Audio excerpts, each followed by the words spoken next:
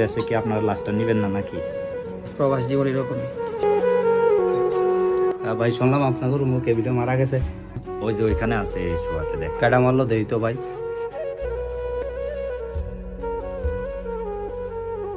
আরে এটা তো আমার বন্ধু। আমরা তো বহুত চেষ্টা করতেছি, আমরা কিছু দেই আপনারাও কিছু দেন, দিয়া লাশটা নেওয়ার একটু ব্যবস্থা করেন। না ভাই, ওগুলো আমাদের বর্তমানে তৈরি নাই। সে যে ঋণ করে গেছে, ঋণগুলো এখনো কিস্তি মিস্তি আছে, অনেক 22 দিন হয়ে গেছে, এখনো আমরা দেওয়াতে পারি নাই, ওর ঋণ পরিশোধ করতে পারি নাই, এখন অনেক সমস্যার ভিতরে আছে। তখন এই জন্য আমরা নেবো না, আপনারা যেইভাবে যা পারে ওখানে দাফন করাই দেন।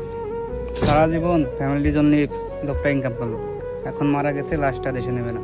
সবার জীবন এরকমই, এতদিন টাকা ছিল, এতদিন দান দিছে, আজকে মারা গেছে, এখন লাশটাও নিতে চায় না। আচ্ছা ভাই, তাহলে আর কি করার, প্রবাস জীবন এরকমই, স্বার্থের ভালোবাসা সবাই বাসে। এখন আমরা কথা না বলি আর লাশটাকে নিচে শোয়া এটা রেখা দিই।